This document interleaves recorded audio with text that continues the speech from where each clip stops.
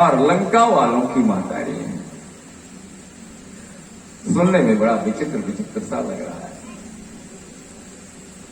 वस्तुतः यही सत्य है। कल मैंने मिथिला का चरित्र आपके समक्ष में रखा। जगदम्बा जहयवतरी असो पुरबरनी की जा।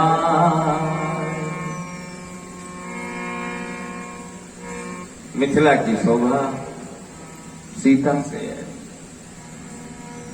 जगदम्बा का जन्म हुआ, मिथिला मिथिला हो गई।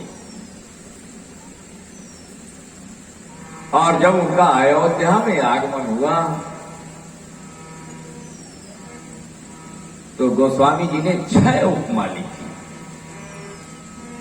सीता अयोध्या में कैसे आई, अयोध्या के लोगों को कैसा लगा, बहू है सीता, पत्नी है अयोध्या के राम की। क्रम बदल गया है। जो कुमारी थी वो नारी बन गई अयोध्या में आकर के। और गोस्वामी जी ने कहा सारे अयोध्या के लोगों को ऐसा लगा जैसे परम रंग जनु अपारस पावा, अंधे ही लोचन अलाभ सुहावा। ऐसा लगा दरिद्र को रक्षण मिल गई। मूक बदन जनो असारद आई, अमानहु समर असुर जय पाई। ऐसा लगा गूंगे को प्रसाद मिल गया। 6 उपमा लिखी तुलसीदास जी। और वास्तव में जब तक सीता अयोध्या में रही कोई अमंगल नहीं। और जैसे ही अयोध्या को छोड़ा तो जैसे जैसे आगे हेडलाइट चलती जाए तो पीछे अंधेरा चलता चला आता है। अयोध्या बिगड़ गई। एक क्रम देखिए, छोड़ा तो सीता ने मिथिला भी है, छोड़ा तो राम जी ने मिथिला को भी है, लेकिन मिथिला का कुछ बना बिगड़ा नहीं, जैसी थी वैसी बनी रही। राम सीता दोनों मिथिला में है कि नहीं है?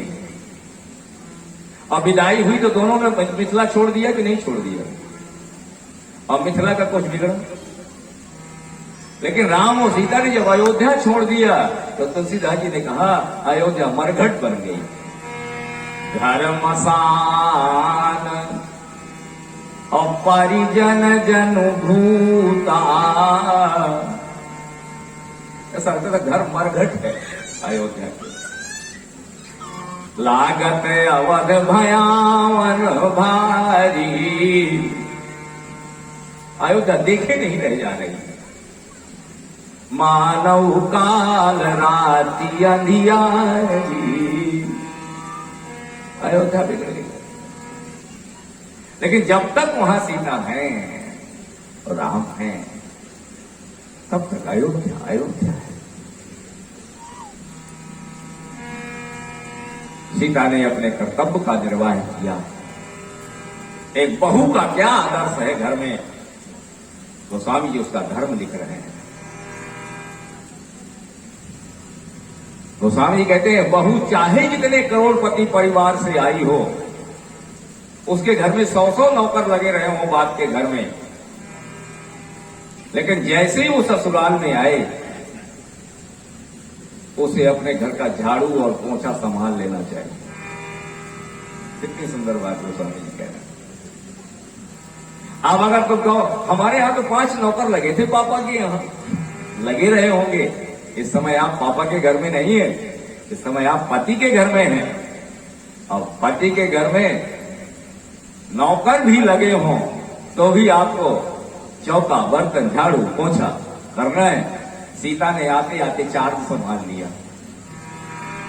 गोस्वामी जी कह रहे हैं, निज कर ग्रह और परिचर्या करई, अपने हाथ से घर की सफाई, पोछा, झाड़ू।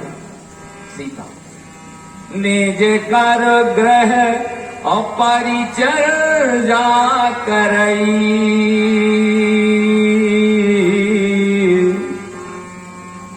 और घर का काम काज करते ही कान और आंख पति की ओर लगी है। यहां पोछा चल रहा है और कान पति कहीं बुला तो नहीं रहा, ए जरा पानी लाओ, पोछा खत्म, फौरन पानी देने हाजिर। पति को यह नहीं कहना पड़े कि क्या कर रही हो। ये है बहू का कर्तव्य। हाथ यहां और कान पति में, सास में और ससुर में। आवाज आई, 1 मिनट में आप उसे अटेंड करिए। तुलसीदास जी की चौपाई देखें, निज कर ग्रह परिचर्या करई, और रामचंद्र आयसु अनुसरई। राम जी की आज्ञा भी है और काम। और परीक्षा होती है हमारे यहां। सीता जी की परीक्षा यहीं से शुरू हुई। परीक्षा तो मिथिला में भी हुई, लेकिन वो होम एग्जामिनेशन था, अलग अलग होते हैं। और अयोध्या में बोर्ड एग्जामिनेशन थोड़ा कठिन है। होम एग्जाम घर का होता है। राम जी सामने आ रहे हैं और सीता वहां की बगल से निकली। सीता का मन उनकी ओर गया कि नहीं गया, तो देखने के बाद राम की ओर आकर्षण हुआ कि नहीं हुआ, ये सीता की पहली परीक्षा। होम एग्जाम उस वाटिका में, और सफलता से पार किया सीता जी। लेकिन अयोध्या में प्रवेश करते हुए तुरंत परीक्षा की घड़ी आई। राम का वनवास हो गया। सीता अपने महल में, अयोध्या में सबके अलग अलग महल हैं। कैकेयी का महल अलग है, कौशल्या जी का महल अलग है, राम जी का महल अलग है, सुमित्रा जी का महल अलग है। उसी में सबके अलग अलग कमरे हैं। और राम जी सीता के साथ में हैं। रात का 3 बजा है। 3 बजे रात को बुलवा आया, राम उठो, क्योंकि उस रात कैकेयी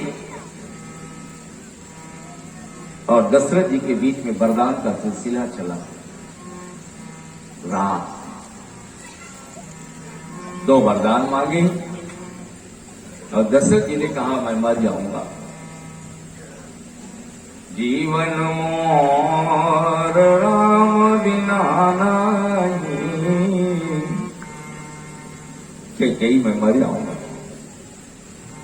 कहाँ स्वभाव अनछल मन माही, वरदान वापस ले ले। तेरे बेटे को गति देना है, मैं सुबह बुला रहा हूं भरत को। आवस दूत और मैं पटाऊ प्राता, और आई है बेग सुनत गो व्राता। कैकेयी ने कहा ना महाराज, टस से मस्त नहीं हुई मैया। सवेरा हुआ, ब्रह्म मुहूर्त लगा। हमारे यहां ब्रह्म मुहूर्त होता है रात को 3 बजे से, 4 बजे से नहीं, 3 बजे से ब्रह्म मुहूर्त। क्योंकि दिन के 4 पहर होते हैं। सुबह 6 बजे से 9 बजे तक दिन का पहला पहर, 9 बजे से 12 बजे तक 2 पहर, इसे 2 पहर कहते हैं। 12 से 3 तक तीसरा पहर और 3 बजे से 6 बजे शाम तक दिन का चौथा पहर,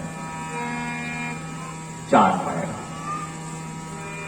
तब कन्हैया ने गाया, 4 पहर में बंसी बट भट क्यों, और सांझ पर मैं घर आयो, मैया मोरी मैं कब माखन। सुबह 6 बजे निकलता था, शाम 6 बजे आता था। और रात के भी 4 पहर, शाम को 6 बजे से 9 बजे तक पहला पहर, और 9 बजे से 12 बजे तक दूसरा पहर, और 12 बजे रात से और 3 बजे रात तक रात का तीसरा पहर, और 3 बजे से ब्रह्म मुहूर्त 6 बजे तक। और दशरथ जी कै बजे जागते हैं? 3 बजे। पिछले पहर अभूपनित जागा।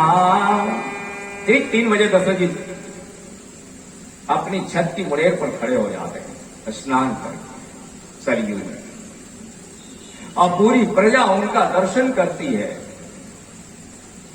और फिर अपना अपना काम करती है। क्योंकि हमारे शास्त्र में लिखा है, सर्व देव माया नृपा, राजा के शरीर में समस्त देवताओं का वास होता है, और राजा के दर्शन कर लो तो सारे देवताओं का दर्शन हो गया।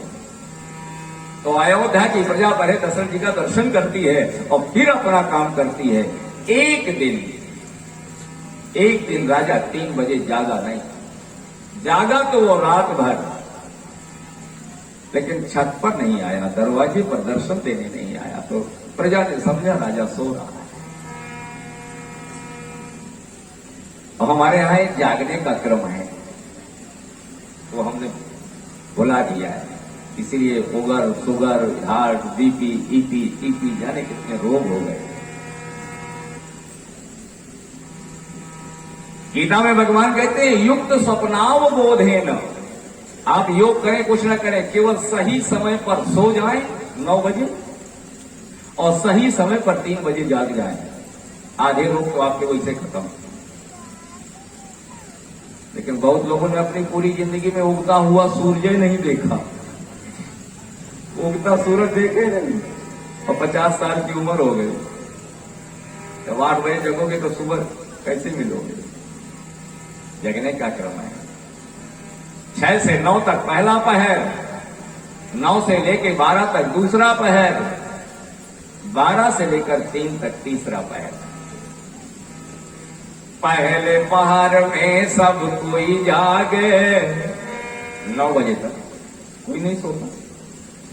पहले पहर में सब कोई जागे, दूजे पहर में भोगी, और तीजे पहर में रोगी जागे। खांसी जब बढ़ेगी तो 12 से 3 के बीच में बढ़ेगी, और ब्रह्म मुहूर्त लगा कि खांसी वाला सो जाएगा। हर रोगी आपको ब्रह्म मुहूर्त में सोता मिलेगा। किसी भी अस्पताल में जाके देख लेना, बिल्कुल प्रकट बात। रात भर खांसेंगे, जागेंगे, हाय तोबा, और 5 बजे सवेरे सब सोते मिलेंगे ब्रह्म। इसीलिए वो रोगी है।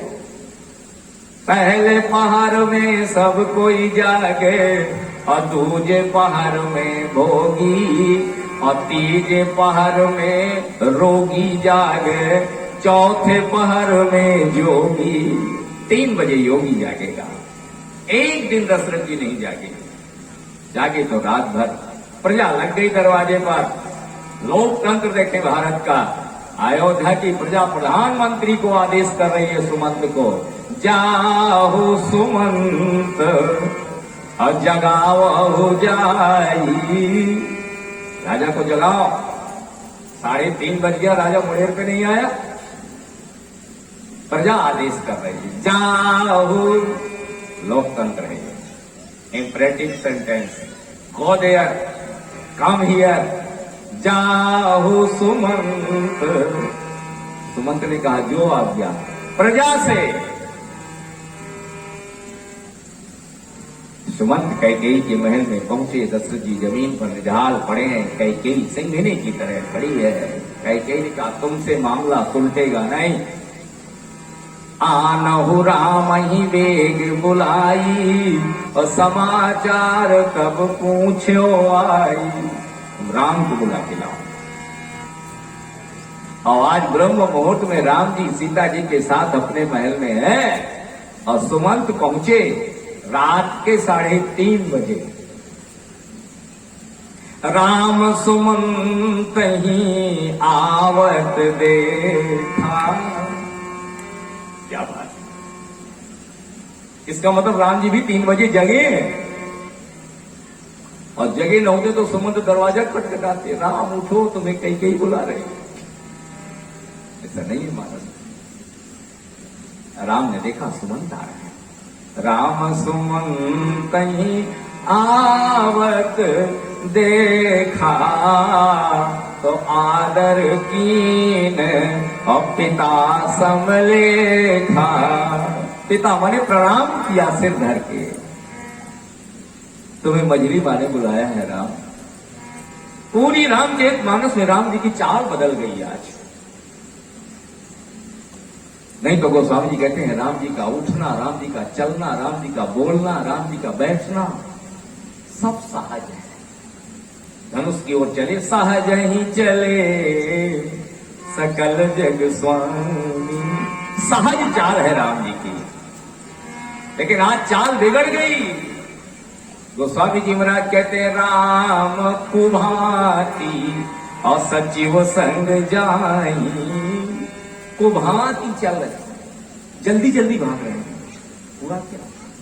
और जैसे ही पता चला वनवास, प्रसन्न हो गए राम। मां से चर्चा हुई कौशल्या जी से। अब जो मैं चर्चा आपके सामने रखना चाहता हूं।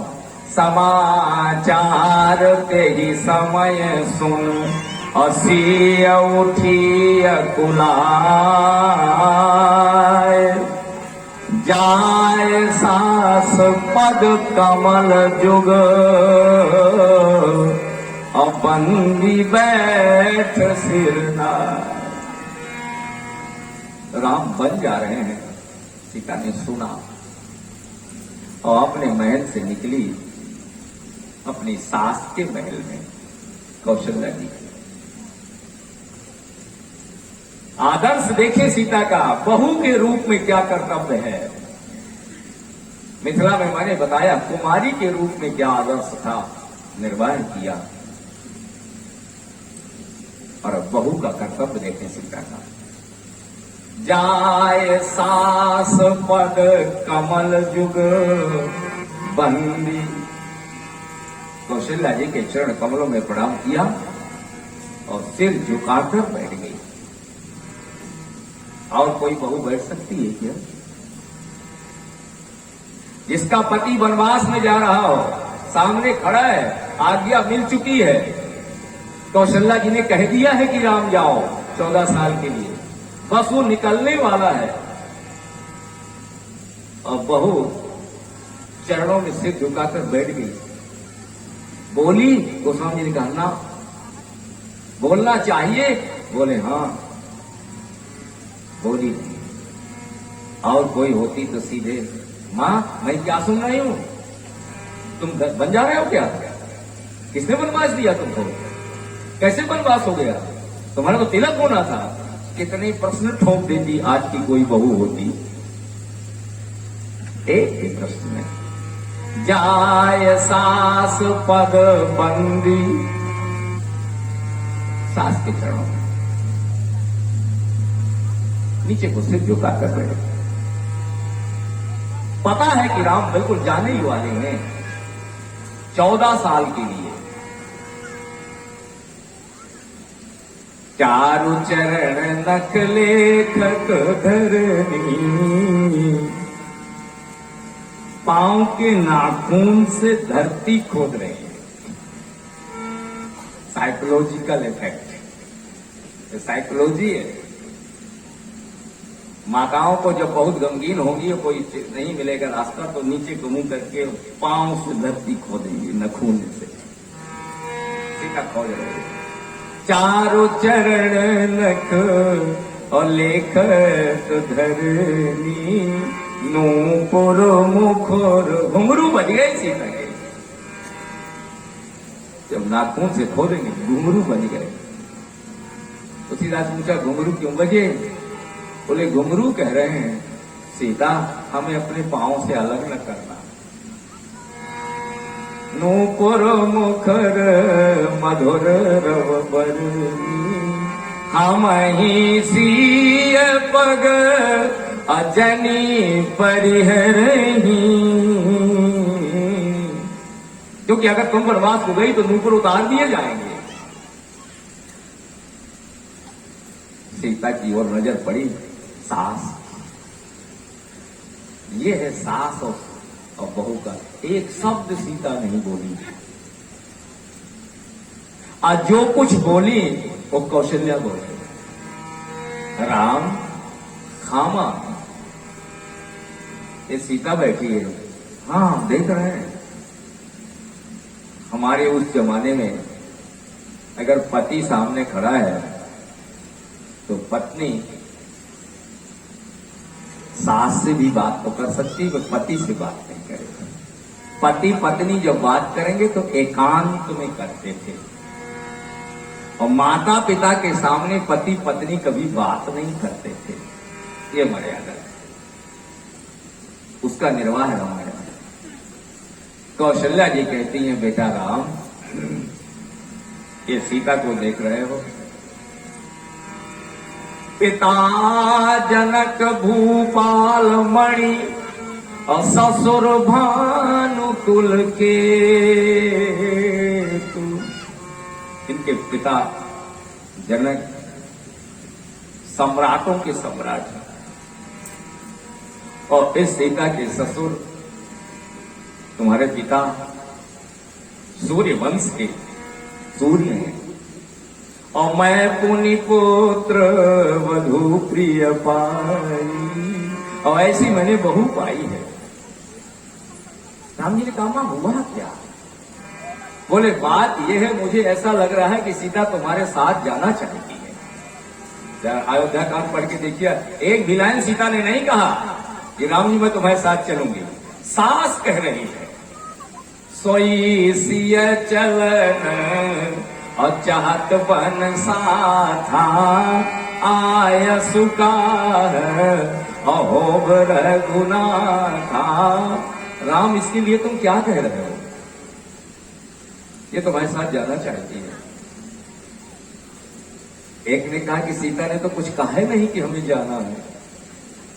बोले यही तो आंखों की भाषा है जो मां पढ़ लिया करती है।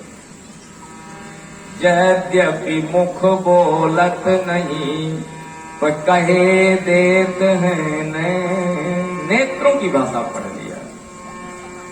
बेटा इस सीता को मैंने कभी भी किसी काम करने के लिए घर का नहीं कहा। काम की तो बात छोड़ो, मैं दीप बाती नहीं तारन कहूं। आजकल कथा को जरा क्लाइमेक्स पर ले जाने के लिए हमारे तमाम मानस के वक्ता लोग, यूपी में भी हमारे यहां भी, अर्थ का अनर्थ हो जाने कहा, यहाँ का भानुमती का कुंबा जोड़ा, यहाँ का वहां जोड़ते रहते हैं। मेरी दृष्टि में यह कथा उचित नहीं है। एक आधी अर्धाली उठाई और उस पर इतना लंबा पुराण कहीं का कपोल कल्पित गप्पबाजी झूठ तो आधा घंटा कथा कहता है। ये नहीं होना चाहिए। गोस्वामी जी उस बात को जब साफ साफ लिख रहे हैं तो जो उन्होंने लिखा है आप वो चर्चा करिए। अब वो दीप बात नहीं था, एक राक्षस था, फलाने था, वैसा था, वो रात को सीता बाती मिला देती तो वो जाने क्या क्या लोग बकते रहते हैं। और सीधा सीधा देखें आप उसका अर्थ क्या है। सीधा था, उससे आपको एक मधुरता मिलेगी। कौशल्या जी के संवाद में, सीता के प्रेम में आपको जो माधुर्य है वो मिलेगा। सीता जी कहती है राम मैं दीप बाती नहीं तारन कहूं। मैंने कभी सीता से दीपक की बत्ती को उठाने के लिए नहीं कहा। कितना सीधा अर्थ है। अगर दीपक में तेल भरा है और जलते जलते जलते 4 घंटे में दीपक के आगे बाती में मैल आ जाता है और प्रकाश उसका कम हो जाता है। जलती तो रहती है लेकिन प्रकाश धीमा हो जाता है। और एक लकड़ी लगा करके उसे आप आगे की ओर थोड़ा और खिसका दें तो फिर दीपक में प्रकाश बढ़ जाता है। तो दीपक जब मध्यम जलने लगा तो साधारण सी बात होती है, बहू जरा लालटेन धीमी कर दे, जरा ढिबरी नीची कर दे। मैंने आज तक सीता से यह भी नहीं कहा, क्योंकि वो समय सीता के सोने का समय था। मैं कहती कि बत्ती आगे बढ़ा दे या बत्ती धीमी कर दे, सीता की नींद खुल जाती। मैंने नहीं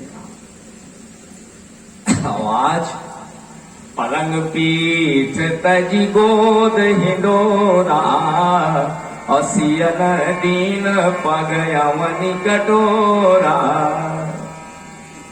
कौशल्या जी झूठ नहीं बोल सकते, राम की मां है। उन्होंने कहा धरती पर सीता ने पांव रखे ही नहीं, पलंग पर। मजियन मोर जिमी जुगवत। आज वही सीता तुम्हारे साथ बंद चलने के लिए जा रही है। राम क्या आज्ञा है तुम्हारी, क्या चाहते हो तुम राम, बताओ। एक तरफ गोस्वामी जी महाराज लिख रहे हैं कि सीता अपने घर का झाड़ू पोछा कर रही है, सारे बर्तन धो रहे हैं। बोले नौकर नहीं थे, बोले थे। यद्यपि गृह सेवक सेवकनी, अयोध्या में सेवक और सेवकनी दोनों थे, महिला पुरुष नौकर। लेकिन निज कर गृह परिचर्या करई, नौकरों को हटाकर सीता अपना बर्तन पोंछा खुद। और इधर कौशल्या जी कहती हैं, सियन दीन पग यमनि कठोरा। मैंने सीता को जमीन पर पांव ही नहीं धरने दिया, वो हमेशा पालना झूठती रही।